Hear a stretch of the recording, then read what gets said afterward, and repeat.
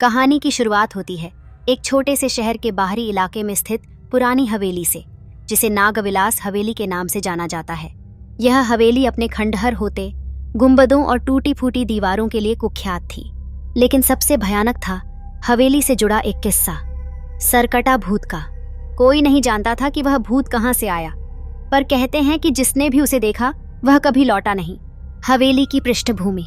हवेली के बारे में कहा जाता था कि इसके पूर्व मालिक राजा हेमंत सिंह को सैकड़ों साल पहले यहाँ के लोगों ने धोखे से मार डाला था। उसके साथ एक काला जादू हुआ था, जिसमें उसकी आत्मा को हवेली में बांध दिया गया था। कहते हैं उसका सिर उसकी मौत के बाद गायब हो गया था और उसकी आत्मा अब भी उसे खोज रही है। शहर में अजनबी का आगमन। कहानी में तब ट्विस्ट आता है जब शहर में एक अजनबी का आगमन होता है। उसका नाम आदित्य था, जो इतिहास में खास रुचि रखने वाला एक युवा पत्रकार था।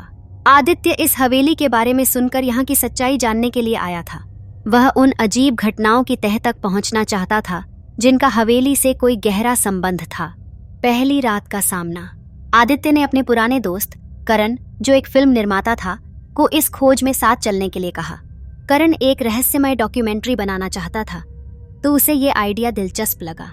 दोनों दोस्त साथ में हवेली के पास रात बिताने का फैसला करते हैं। रात के अंधेरे में हवेली की दीवारों से एक अजीब सी आवाज आने लगी। वो आवाज जैसे किसी के रोने और कराहने की थी। आदित्य और करण ने टॉर्च जलाकर हवेली का मुआयना करना शुरू किया। हवेली के अंदर धूल और मकड़ियों के जालों के बीच कई पुरानी पेंटिंग्स और टूटी फूटी मूर्तियां पड़ी थीं। तभी उन्हें एक दरवाजा दिखाई दिया, जो सामान्य से अलग और अजीब तरीके से बंद था। रहस्यमयी दरवाजा और आवाज। दरवाजे के पीछे से एक रहस्यमयी आवाज आ रही थी। आदित्य ने कर्ण की मदद से दरवाजा खोलने की कोशिश की, लेकिन दरवाजा नहीं खुला। तभी पीछे से उन्हें एक ठंडी हवा का झोंका महसूस हुआ। दोनों ने पलटकर देखा तो एक छाया उनकी ओर बढ़ रही थी। एक धड़ जिसकी गर्दन से ऊपर कुछ नहीं था, सिर्फ एक खाली जगह। सरकटा भूत सामने खड़ा था। उसका धड़ एक अजीब तरीके से हिल रहा था और उसकी जगह से एक भयानक आवाज आई, मेरा सिर कहाँ है? मुझे मेरा सिर दो। भूत या हमला। भूत ने दोनों की तरफ हाथ बढ़ाया। करण तो तुरंत ही भाग गया, लेकिन आदित्य के पैर जैसे जड़ हो गए। तभी हवेली की एक पुरानी खिड़की खुली और अंदर तेज हवा के साथ कुछ काले धुएं ने प्रवेश किया। आदित्य का दिमाग घूमने लगा और उसकी आंखों के सामने अंधेरा छा गया। जब उसे होश आया तो वह हवेली के बाहर पड़ा था और उसके सामने एक पुरानी डायरी पड़ी थी। डायरी का रहस्य। आदित्य ने उस डायरी को उठाया और उसे पढ़ना शुरू किया। उसमें किसी का पुराना खत था, जिसमें लिखा था, जो भी मेरे सिर को पाएगा उसे मेरा श्राप पीछा नहीं छोड़ेगा। जो भी इस हवेली के रहस्यों में उलझेगा उसकी मौत सुनिश्चित है। अब आदित्य के सामने एक नया रहस्य था, उस सिर को ढूंढने का, जिसके बिना ये आत्मा आजाद नहीं हो सकती।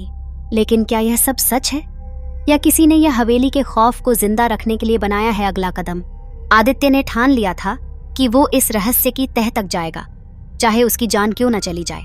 करण ने उसे रोकने की बहुत कोशिश की, लेकिन आदित्य मानने को तैयार नहीं था। अब वह हवेली के इतिहास और उस सरकटी आत्मा की हकीकत जानने के लिए दिल्ली के एक पुराने पुस्तकालय की ओर रवाना होता है, जहां से उसे इस हवेली से जुड़ा एक पुराना दस्तावेज मिलने की उम्मीद है। क्या आदित्य इस रहस्य को सुलझा पाएगा? क्या वह उस आत्मा का सिर खोज पाएगा, या फिर ये रहस्य उसके लिए मौत का पैगाम बनकर आएगा? आदित्य के हाथ में वो डायरी थी, जिसने उसकी जिज्ञासा और भी बढ़ा दी थी। डायरी में जो लिखा था वह किसी साधारण इंसान का काम नहीं था। यह जरूर किसी पुराने समय की आत्मा की पुकार थी। आदित्य ने तय कर लिया था कि वो दिल्ली के पुराने पुस्तकालय से इस हवेली और सरकटी आत्मा के पीछे का इतिहास निकालेगा। पुराने दस्तावेज का खुलासा। दिल्ली में कई हफ्तों तक शोध करने के बाद आदित्य को एक पुराना दस्तावेज मिला। दस्तावेज में हवेली के मालिक राजा हेमंत सिंह के बारे में विस्तार से लिखा था। उसमें उल्लेख था कि राजा का एक गुप्त शत्रु था, तांत्रिक अघोरनाथ। अघोरनाथ एक शक्तिशाली काला जादूगर था, जिसने राजा को धोखा देकर उसकी हत्या कर दी थी। राजा का सिर काटने के बाद तांत्रिक ने उसके सिर को जादू से छिपा दिया और उसकी आत्मा को हवेली में बांध दिया। तांत्रिक की योजना थी कि वह इस आत्मा का उपयोग करके अमरता प्राप्त करेगा, लेकिन उसके मरने से पहले ही वह जादू अधूरा रह गया और राजा की आत्मा शापित होकर भटकने लगी। डायरी की रहस्यमयी कहानी। आदित्य को यह भी पता चला कि वह डायरी राजा के विश्वास पात्र सिपाही की थी, जिसने राजा का सिर तांत्रिक से बचाने की कोशिश की थी। सिपाही ने अपने प्राण देकर सिर को एक गुप्त स्थान पर छिपा दिया था, लेकिन वह स्थान किसी को नहीं पता था। डायरी में लिखा था, जो भी राजा के सिर को खोजेगा उसे शापित हवेली में जाना पड़ेगा और तांत्रिक के जादू का सामना करना पड़ेगा। केवल वही व्यक्ति राजा की आत्मा को मुक्त कर सकता है जो उसके सिर को ढूंढकर उसके धड़ से मिलाएगा। हवेली में वापसी इस रहस्य से अवगत होकर आदित्य ने फिर से नागविलास हवेली में जाने का फैसला किया। इस बार वह अकेला नहीं था। उसने करण के साथ एक और व्यक्ति को जोड़ा, नेहा, जो कि एक पुरातत्वविद थी और प्राचीन इतिहास में उसकी विशेष रुचि थी। तीनों ने मिलकर इस रहस्य का सामना करने की तैयारी की और हवेली में प्रवेश किया। हवेली में घुसते ही उन्हें फिर से वही भयानक आवाजें सुनाई देने लगीं और हवेली के अंदर का वातावरण पहले से भी ज्यादा खौफनाक हो गया था। अचानक हवेली का एक कोना झिलमिलाया और वहां एक अजीब सी आकृति उभरी। यह वही तांत्रिक अघोरनाथ की आत्मा थी जिसने हवेली में अपने काले जादू के जाल बिछाए हुए थे। काले जादू का जाल। तांत्रिक की आत्मा ने तीनों को रोकने की कोशिश की। हवेली की दीवारों से काले धुएं की लहरें निकलने लगीं और तीनों खुद को बचाने के लिए अलग अलग हो गए। नेहा ने अपने पुरातात्विक ज्ञान का उपयोग करके हवेली के नीचे छिपे एक पुराने तहखाने का पता लगाया, जहां संभवतः राजा का सिर छिपा हुआ था। आदित्य और करण ने तांत्रिक की आत्मा का ध्यान भटकाया, जबकि नेहा ने तहखाने की ओर जाने का रास्ता खोजा। तहखाने के अंदर नेहा को एक पत्थर की मूर्ति मिली, जिसके ऊपर एक रहस्यमयी चमक थी। यह वही जगह थी जहां राजा का सिर छिपाया गया था। सिर की खोज। नेहा ने धीरे धीरे मूर्ति के चारों ओर खुदाई शुरू की और आखिरकार राजा हेमंत सिंह का सिर मिला। लेकिन जैसे ही उसने सिर उठाया, पूरी हवेली हिलने लगी। तांत्रिक की आत्मा और ज्यादा भयंकर हो गई। हवेली के दरवाजे और खिड़कियां तेजी से बंद होने लगे और भूतिया घटनाएं और भयानक हो गईं। आत्मा की मुक्ति। आदित्य ने जैसे ही राजा का सिर धड़ से मिलाया, एक तेज रोशनी फैली और हवेली का पूरा माहौल बदल गया। तांत्रिक की आत्मा चीखने लगी, लेकिन उसका जादू अब कमजोर हो गया था। हवेली में फंसी सारी आत्माएं आजाद हो गईं और राजा की आत्मा भी शांति पा गई।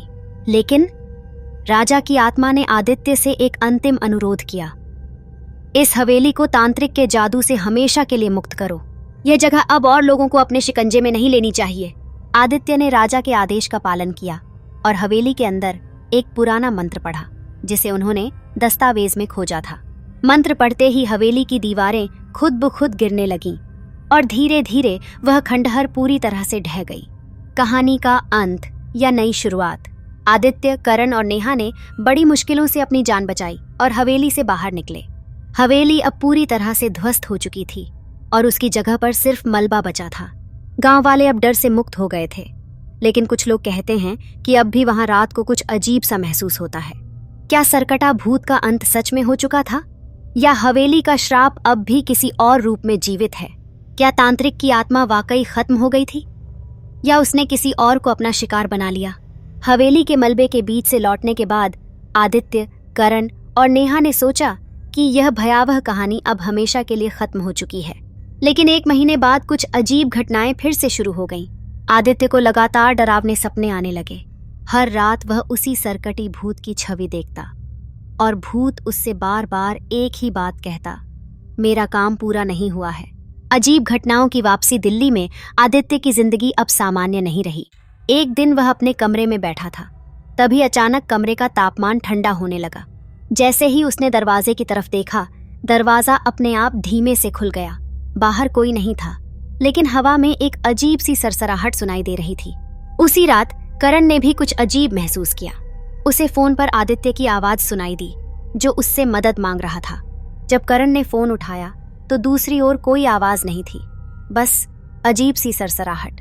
नेहा को भी इसी बीच रात को अपने घर में अजीब आवाजें सुनाई देने लगीं। उसने कई बार किसी के हल्के कदमों की आहट महसूस की, पर जब वो देखने जाती, वहां कोई नहीं होता।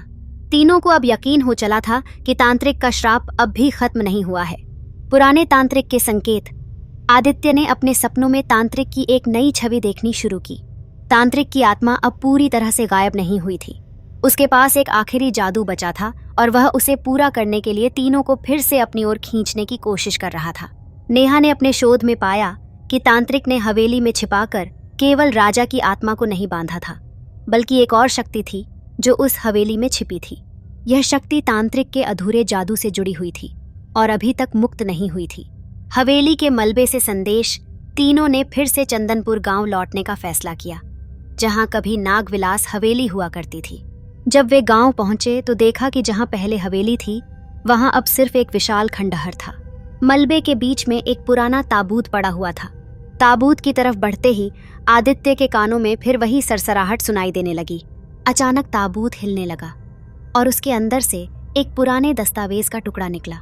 उस दस्तावेज में लिखा था, अघोरनाथ का अंतिम जादू अभी पूरा नहीं हुआ है। राजा की आत्मा को मुक्त किया गया, पर तांत्रिक की शक्ति अब भी जिंदा है। जो इस जादू को रोकेगा उसे तांत्रिक का आखिरी श्राप सहना पड़ेगा।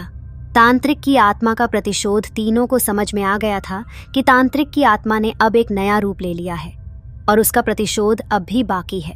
उन्हें एक पुराने महाकाल मंदिर में जाना होगा जो गांव से कुछ किलोमीटर दूर स्थित था। यह मंदिर अघोरनाथ के जादू को हमेशा के लिए खत्म करने का एकमात्र तरीका था। आदित्य, करण और नेहा ने मंदिर की ओर रुख किया। यह रास्ता खतरनाक था क्योंकि तांत्रिक की आत्मा ने उनके हर कदम पर नजर रखनी शुरू कर दी थी। जैसे ही वे मंदिर के पास पहुंचे, चारों तरफ अंधेरा घिरने लगा। हवा ठंडी और भारी हो गई और उन्हें ऐसा लगा कि कोई लगातार उनका पीछा कर रहा है। महाकाल मंदिर में आखिरी लड़ाई। मंदिर के पास पहुंचते ही उन्होंने देखा कि वहां तांत्रिक की एक पुरानी मूर्ति थी जिसके पास एक शक्ति से भरी किताब रखी थी। यह वही किताब थी जिससे तांत्रिक ने राजा पर जादू किया था। अचानक मंदिर के अंदर एक भयानक शोर हुआ और तांत्रिक की आत्मा वहां प्रकट हो गई। अब उनके पास एक ही रास्ता था, किताब का उपयोग करके तांत्रिक के अधूरे जादू को खत्म करना। लेकिन जैसे ही नेहा ने किताब उठाई, तांत्रिक की आत्मा ने उन पर हमला कर दिया। करण और आदित्य को लगने लगा कि अब उनकी जान बचना मुश्किल है, लेकिन नेहा ने किताब में छिपे जादू का सही मंत्र खोज लिया था। नेहा ने मंत्र पढ़ना शुरू किया और तांत्रिक की आत्मा चीखने लगी। धीरे धीरे उसकी ताकत कम होने लगी और उसकी भूतिया छवि धुंधली होने लगी।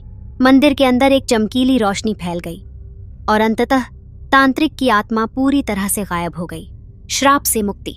तांत्रिक का जादू हमेशा के लिए खत्म हो गया था। तीनों ने राहत की सांस ली। मंदिर का वातावरण फिर से शांत हो गया था और अघोरनाथ की आत्मा अब पूरी तरह से मुक्त हो चुकी थी। लेकिन एक सवाल अभी भी बाकी था, क्या तांत्रिक की शक्ति का कोई और रूप अब भी कहीं जीवित है? तीनों ने इस घटना के बाद कभी पीछे मुड़कर नहीं देखा, लेकिन उनके दिलों में यह डर हमेशा बना रहा कि कहीं न कहीं, किसी न किसी रूप में तांत्रिक का श्राप अभी भी किसी के साथ जुड़ा हो सकता है। महाकाल मंदिर में तांत्रिक अघोरनाथ की आत्मा के नष्ट होने के बाद आदित्य, करण और नेहा को लगा कि सब कुछ खत्म हो चुका है। लेकिन 1 महीने बाद आदित्य को एक बार फिर अजीब अनुभव होने लगे। हर रात उसे तांत्रिक के काले जादू की झलकियां दिखाई देती। उसे अब यकीन हो चला था कि तांत्रिक का श्राप पूरी तरह खत्म नहीं हुआ था। नई मुसीबत की आहट आदित्य को धीरे धीरे एक अजीब बदलाव महसूस होने लगा। उसे एक अदृश्य शक्ति अपने करीब महसूस होने लगी। वह जो कुछ भी छूता उसका वजन अचानक बदलने लगता। दीवारों से अजीब सी सरसराहटें आने लगीं और उसकी घड़ी बार बार रुक जाती। नेहा भी इसी तरह के अनुभव से गुजर रही थी। वह अक्सर अपने आसपास परछाइयां महसूस करती, खासकर तब जब वह अकेली होती। करण को फोन पर किसी की भारी सांसें सुनाई देती, जैसे कोई उसकी बातें सुन रहा हो। तीनों को समझ में आ गया था कि तांत्रिक का जादू अभी पूरी तरह खत्म नहीं हुआ है। कुछ और था जिसे उन्होंने अनदेखा कर दिया था। तांत्रिक की किताब का रहस्य। नेहा ने फिर से तांत्रिक की किताब को खंगालना शुरू किया। उसे उसमें छिपे कुछ संकेतों का पता चला जिन पर उन्होंने पहले ध्यान नहीं दिया था। तांत्रिक ने एक आखिरी काला जादू किया था जिसे शाश्वत श्राप कहा जाता था। यह जादू तांत्रिक की मृत्यु के बाद भी जीवित रहता था और उसके अंत तक पहुंचने वाले किसी भी व्यक्ति का पीछा करता था। नेहा को एहसास हुआ कि महाकाल मंदिर में तांत्रिक की आत्मा को नष्ट कर देना काफी नहीं था। श्राप का आखिरी हिस्सा अभी भी जीवित था और उसे नष्ट करने के लिए एक विशेष रत्न की आवश्यकता थी जिसे कायांतक मणि कहा जाता था। यह मणि एक शक्तिशाली तांत्रिक वस्तु थी जो काले जादू को हमेशा के लिए समाप्त कर सकती थी। कायांतक मणि की खोज। कायांतक मणि के बारे में जानकर आदित्य, करण और नेहा ने उसकी खोज शुरू कर दी। मणि का जिक्र किसी प्राचीन ग्रंथ में था जो हिमालय की गहराइयों में स्थित एक गुप्त मठ में छिपी थी।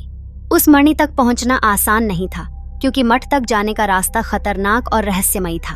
तीनों ने अपनी यात्रा शुरू की और हिमालय के दुर्गम पहाड़ों में पहुंच गए। वहां की कठिनाइयों का सामना करते हुए उन्हें रहस्यमयी गुफाएं, खतरनाक रास्ते और बर्फीले तूफानों का सामना करना पड़ा। गुप्त मठ का रहस्य आखिरकार वे एक गुप्त मठ के पास पहुंचे, जहां एक बुजुर्ग साधु उनकी प्रतीक्षा कर रहा था। उस साधु को पहले से ही पता था कि वे तांत्रिक अघोरनाथ के श्राप को खत्म करने के लिए आए हैं। उसने बताया कि मणि तक पहुंचने के लिए उन्हें 3 कठिन परीक्षाओं से गुजरना होगा। यह परीक्षाएं तांत्रिक जादू से जुड़ी हुई थीं और उन्हें पार करना बेहद मुश्किल था। पहली परीक्षा, भय का सामना। पहली परीक्षा में तीनों को अपने सबसे गहरे डर का सामना करना पड़ा। आदित्य को अपने सपनों में दिखाई देने वाला वही सरकटा भूत सामने आ गया। उसका भयानक चेहरा आदित्य को मानसिक रूप से तोड़ने की कोशिश कर रहा था, लेकिन आदित्य ने हिम्मत दिखाई और अपने डर को हराया। करण को उस तांत्रिक की परछाई दिखाई दी जिसने उसे कई बार परेशान किया था, लेकिन करण ने अपनी दृढ़ता से उस भयानक छाया को मिटा दिया। नेहा के सामने उसकी सबसे बड़ी कमजोरी यानी अकेलेपन का भय खड़ा हो गया, लेकिन उसने आत्मविश्वास से उसे हराया। दूसरी परीक्षा, सत्य की परीक्षा, दूसरी परीक्षा थी अपने भीतर की सच्चाई का सामना करना। तीनों को अपनी गलतियों और कमजोरियों का सामना करना पड़ा। आदित्य ने स्वीकार किया कि उसकी जिज्ञासा ने कई बार उसे और उसके दोस्तों को खतरे में डाल दिया। करण को यह मानना पड़ा कि उसने कई बार अपने डर के कारण महत्वपूर्ण चीजों को नजरअंदाज किया। नेहा को यह स्वीकार करना पड़ा कि उसकी महत्वाकांक्षा ने उसे असली खतरे से अनजान बना दिया था। तीनों ने सच्चाई को स्वीकार किया और दूसरी परीक्षा पास की। तीसरी और आखिरी परीक्षा, आत्मा की शांति। तीसरी परीक्षा तांत्रिक अघोरनाथ की आत्मा से संबंधित थी। तांत्रिक की आत्मा अब पूरी तरह समाप्त नहीं हुई थी। उसका एक हिस्सा मणि को प्राप्त करने वाले के सामने प्रकट होता था। उसे शांत करने के लिए तीनों को उसकी आत्मा को मुक्ति का रास्ता दिखाना था। साधु ने बताया कि तांत्रिक को अमृता की चाह ने उसे शापित कर दिया था और उसकी आत्मा अब भी एक अधूरी इच्छा से बंधी हुई थी। तीनों ने मणि के सामने तांत्रिक की आत्मा का सामना किया। अघोरनाथ ने फिर से शक्ति प्राप्त करने की कोशिश की, लेकिन आदित्य, करण और नेहा ने मणि की शक्ति का उपयोग करते हुए उसे शांति की राह पर भेज दिया। श्राप का अंत। कायांतक मणि की चमक ने तांत्रिक के आखिरी हिस्से को भी मिटा दिया। अघोरनाथ की आत्मा हमेशा के लिए समाप्त हो गई और उसके श्राप का आखिरी हिस्सा भी नष्ट हो गया। तांत्रिक की आत्मा को मुक्त कर दिया गया था और अब कोई भी काला जादू उस श्रापित भूमि पर कभी वापस नहीं आ सकता था। तीनों ने एक लंबी सांस ली, यह जानते हुए कि अब उनका संघर्ष खत्म हो चुका है। वे मठ से बाहर निकले, हिमालय की ठंडी हवाओं में आजादी महसूस करते हुए। अब उन्हें विश्वास था कि तांत्रिक अघोरनाथ की काली शक्ति का हमेशा के लिए अंत हो चुका था। कहानी का समापन। आदित्य, करण और नेहा अब अपने जीवन में लौट आए। उन्होंने तांत्रिक अघोरनाथ के श्राप को हमेशा के लिए मिटा दिया था, लेकिन यह सफर उनकी जिंदगी का हिस्सा बन चुका था। वे जानते थे कि इस यात्रा ने उन्हें और भी मजबूत बना दिया है और उन्हें यह भी एहसास हुआ कि कुछ रहस्य कभी भी पूरी तरह खत्म नहीं होते, बस वे एक नए रूप में सामने आते हैं। आदित्य, करण और नेहा ने हिमालय से लौटकर अपनी जिंदगी को नए सिरे से जीने का फैसला किया। हालांकि तांत्रिक अघोरनाथ का श्राप खत्म हो गया था, लेकिन वे अब भी अजीब घटनाओं से परेशान थे। कभी कभी उन्हें लगता था कि कहीं न कहीं काली शक्ति का एक और स्वरूप उनके चारों ओर है। एक नए रहस्य की शुरुआत। कुछ महीनों बाद आदित्य को एक पुरानी किताब मिली जिसमें काले जादू और तांत्रिक सिद्धियों के बारे में विस्तार से लिखा था। उसे एहसास हुआ कि तांत्रिक की शक्ति खत्म होने के बावजूद इस किताब में अभी भी कई राज छिपे हुए हैं। एक दिन जब उसने किताब को पढ़ना शुरू किया तो उसे एक पंक्ति मिली, जो अपने डर से भागता है वह फिर से उस डर का सामना करने के लिए मजबूर होता है। यह वाक्य उसके मन में गूंज उठा। उसे समझ में आया कि शायद तांत्रिक के श्राप का कुछ और अर्थ था। आदित्य ने करण और नेहा को बुलाया और उन्हें अपने नए ज्ञान के बारे में बताया। भूतिया घटनाओं का पुनरुत्थान। कुछ ही दिनों बाद गांव में एक नई घटना हुई। गांव के लोग दावा कर रहे थे कि रात में एक काला साया उनके घरों के पास घूमता है। लोग फिर से डरने लगे थे। आदित्य, करण और नेहा ने फिर से जांच करने का निर्णय लिया। जब वे गांव पहुंचे तो लोगों ने उन्हें बताया कि साया केवल रात में दिखाई देता है और कभी कभी वह अपने साथ एक पुरानी हंसने की आवाज लाता है। इससे सभी को बहुत डर लगने लगा था। गांव की दादी का रहस्य। गांव की एक बूढ़ी दादी ने कहा, यह वही साया है जो हमारे पुरखों ने देखे थे। यह तांत्रिक का कोई रूप नहीं, बल्कि एक नई आत्मा है जो हमारी दुनिया में लौट आई है। यह आत्मा कभी भी शांति से नहीं रह सकती। आदित्य और उसके दोस्तों ने बूढ़ी दादी से और जानकारी प्राप्त की। दादी ने बताया कि इस आत्मा का संबंध उस पुरानी हवेली से था और यह आत्मा अपने खोए हुए समय की तलाश में भटक रही थी। हवेली की खोज आदित्य ने ठान लिया कि उन्हें फिर से नागविलास हवेली की ओर लौटना होगा। करण और नेहा ने भी उनकी सहमति दी। उन्होंने सोचा कि शायद यहाँ छुपा रहस्य ही इस आत्मा को शांति दे सकता है। वापसी पर जब वे हवेली के खंडहरों के पास पहुंचे तो उन्हें फिर से वही अजीब सी सरसराहट सुनाई दी। हवेली का वातावरण अब और भी डरावना लग रहा था। जैसे ही वे अंदर गए, उन्हें वहां एक पुरानी दीवार पर कुछ अनजानी आकृतियां नजर आईं। पुरानी दीवार का रहस्य। आदित्य ने दीवार को ध्यान से देखा। वह एक पुराना चित्रण था जिसमें एक नारी की आकृति दिखाई दे रही थी, जिसके चारों ओर कुछ अजीब से प्रतीक बने हुए थे। नेहा ने तुरंत कहा, यह तो तांत्रिक अघोरनाथ की पत्नी का चित्रण है, जो उस समय एक शक्तिशाली साधिका मानी जाती थी। दादी की बातें याद करते हुए आदित्य को समझ में आया कि शायद यही आत्मा है जो शांति की तलाश में भटक रही है। उसे अचानक ख्याल आया कि यदि वे तांत्रिक अघोरनाथ की पत्नी की आत्मा को शांति दे सकें तो शायद वह फिर से भटकने से रुक जाएगी। आत्मा को मुक्ति देने का प्रयास तीनों ने मिलकर योजना बनाई। आदित्य ने किताब से एक विशेष मंत्र पढ़ा जो तांत्रिक साधिकाओं को समर्पित था। उन्होंने उस चित्रण के सामने दीप जलाए और प्रार्थना करने लगे। जैसे ही उन्होंने मंत्र का उच्चारण किया, वहां एक हल्की रोशनी फैल गई। तभी अचानक एक ठंडी हवा का झोंका आया और उसी समय दीवार में से एक हल्का प्रकाश उभरा। सभी ने देखा कि चित्रण से एक धुंधली आकृति बाहर निकल रही है। वह तांत्रिक की पत्नी की आत्मा थी। आत्मा का अंतिम संदेश उसकी आवाज सुनाई दी, मेरे पति का श्राप मुझ पर भी पड़ा है। मैं अपने प्रेम के लिए भटक रही हूँ। मेरे खोए हुए समय को लौटाओ और मुझे शांति दो। आदित्य, करण और नेहा ने उसकी बातों को ध्यान से सुना। आदित्य ने साहस जुटाया और कहा, हम तुम्हें शांति देंगे, बस हमें बताओ कि तुम्हारी इच्छा क्या है। आत्मा ने कहा, मेरे पति का सिर, वह मेरे साथ नहीं था। यदि तुम इसे वापस ला सको तो मैं शांति प्राप्त कर सकूंगी। एक नया मिशन। आदित्य ने समझ लिया कि तांत्रिक का सिर अब भी कहीं छिपा है। यह सिर्फ एक साधारण सिर नहीं था, बल्कि एक खजाना था जो तांत्रिक की शक्ति का एक अहम हिस्सा था। तीनों ने फिर से मिलकर तांत्रिक के खोए हुए सिर की तलाश करने का निर्णय लिया। आदित्य ने किताब में देखी गई कुछ संकेतों को ध्यान में रखते हुए कहा, हमें उन स्थानों पर जाना होगा जहां तांत्रिक ने अपने जादू को फैलाया था। नए सफर की शुरुआत। आदित्य, करण और नेहा ने तांत्रिक अघोरनाथ की खोज में नई यात्रा शुरू की।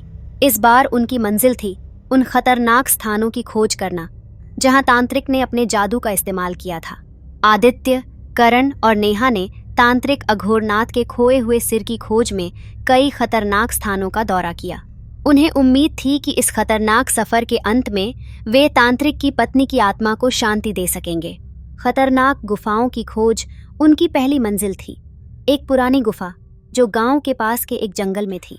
गांव के लोगों ने बताया था कि कई साल पहले तांत्रिक को इस गुफा में देखा गया था और वहीं से वह कई रहस्यमय जादुओं को संपन्न करता था। गुफा में जाते ही उन्हें अंधेरा और सन्नाटा मिला। जैसे ही वे अंदर बढ़े, उन्हें कई अजीब आकृतियां नजर आईं। अचानक उन्होंने एक पुरानी मूरत देखी जो तांत्रिक की थी। उसके पास एक लोहा का जंगला था जिसमें एक संदूक रखा हुआ था। संदूक का रहस्य। आदित्य ने हिम्मत जुटाई और संदूक को खोलने की कोशिश की। जैसे ही उसने ढक्कन खोला, एक चमकदार रोशनी बाहर आई। अंदर तांत्रिक का सिर था जो एक काले धागे में बंधा हुआ था। यह देखकर तीनों हैरान रह गए। लेकिन जैसे ही आदित्य ने सिर को बाहर निकाला, गुफा में अंधेरा गहरा हो गया। अचानक एक तेज हवाओं का झोंका आया और गुफा में अजीब सी हंसी गूंजने लगी। तांत्रिक की आत्मा, जो अभी तक साक्षात नहीं हुई थी, अचानक प्रकट हो गई। तांत्रिक का प्रतिशोध। तुमने मेरे सिर को खोज लिया है, लेकिन तुम भूल रहे हो कि मेरा श्राप अब भी तुम्हारे साथ है। तांत्रिक की आवाज गूंज उठी। उसने अपनी शक्ति का इस्तेमाल करते हुए गुफा के चारों ओर अंधेरा फैला दिया। आदित्य, करण और नेहा ने एक दूसरे का हाथ पकड़ा और साथ में तांत्रिक की पत्नी की आत्मा के लिए प्रार्थना करने लगे। उन्होंने एक बार फिर से किताब के मंत्रों का जाप किया। आत्मा की प्रार्थना। हे तांत्रिक, यदि तुम सच में अपनी पत्नी से प्रेम करते थे तो उसे शांति देने दो, आदित्य ने हिम्मत से कहा। तांत्रिक की आत्मा ने एक पल के लिए थमकर उन्हें देखा। क्या तुम सच में ऐसा कर सकते हो? ये उसने पूछा। नेहा ने तुरंत कहा, हाँ, हम तुम्हें और तुम्हारी पत्नी को एक साथ जोड़ देंगे, बस हमें यह मौका दो। प्यार की शक्ति। तांत्रिक की आत्मा ने चुपचाप उनकी प्रार्थना सुनी। आदित्य, करण और नेहा ने एक साथ मंत्र का उच्चारण करना जारी रखा। जैसे ही उन्होंने अपनी शक्तियों को एकत्र किया, तांत्रिक की पत्नी की आत्मा भी वहां प्रकट हुई। मैं तुम्हारी पत्नी हूं अघोरनाथ, हमें एक साथ रहने दो, उसने कहा। तांत्रिक की आत्मा ने अंततः अपने दिल के कोने से अपनी पत्नी की तरफ देखा। मैंने तुम्हें खो दिया था, लेकिन अब मैं तुम्हारे साथ हूं, उसने कहा। शांति का क्षण। तांत्रिक और उसकी पत्नी की आत्मा ने एक दूसरे को पकड़ लिया। जैसे ही उन्होंने एक दूसरे को गले लगाया, गुफा में एक तेज रोशनी छा गई। अंधेरा दूर हो गया और चारों ओर एक सुकून भरा माहौल फैल गया। आदित्य, करण और नेहा ने महसूस किया कि अंततः श्राप खत्म हो चुका है। तांत्रिक और उसकी पत्नी की आत्मा अब हमेशा के लिए शांति में रह सकती थीं। आखिरी विदाई गुफा में सब कुछ शांत हो गया। आदित्य और उसके दोस्तों ने एक दूसरे को देखा और समझ गए कि अब उनकी यात्रा खत्म हो गई है। हमने यह कर दिखाया, कर्ण ने कहा। नेहा ने मुस्कुराते हुए कहा, हाँ, अब हमें अपने जीवन में आगे बढ़ना चाहिए। आदित्य ने कहा, हमने अघोरनाथ और उसकी पत्नी को उनकी अंतिम शांति दिलाई, अब हमें आगे बढ़ना चाहिए, एक नई शुरुआत। तीनों ने गुफा से बाहर निकलकर हिमालय के पहाड़ों को पीछे छोड़ दिया। अब वे जानते थे कि डर और भय से भागने की बजाय उनका सामना करना जरूरी था। उन्होंने अपने अनुभवों से सीखा कि प्यार और विश्वास की शक्ति सबसे बड़ी होती है। जैसे ही उन्होंने गांव में कदम रखा, सूरज की पहली किरणें उनके चेहरे पर पड़ीं। उनकी आंखों में एक नई रोशनी थी जो उनके साहस और दोस्ती की कहानी बयां कर रही थी। और इस तरह सरकटा भूत की कहानी समाप्त होती है, लेकिन उनकी यादें और सबक हमेशा उनके साथ रहेंगे। इस कहानी ने हमें यह सिखाया कि डर और परेशानी का सामना करने से ही हम अपनी सच्चाई और साहस को पहचान सकते हैं। प्रेम और विश्वास की शक्ति हमेशा हमें कठिनाइयों से बाहर निकाल सकती है। चाहे कितनी भी बड़ी चुनौतियां क्यों न हो, हमें कभी हार नहीं माननी चाहिए। अगर आपको हमारी यह भूतिया कहानी पसंद आई हो तो लाइक करें, शेयर करें और सब्सक्राइब करें। आपके विचार हमारे लिए बहुत महत्वपूर्ण हैं, तो कमेंट में बताएं कि आपको यह कहानी कैसी लगी। अगर आपके पास भी कोई भूतिया कहानी है या कोई दिलचस्प हॉरर किस्सा है तो हमें ज़रूर बताएं। हम उसे अपनी YouTube फैमिली के साथ साझा करेंगे। धन्यवाद। आपकी अपनी YouTube यात्रा में आपका स्वागत है।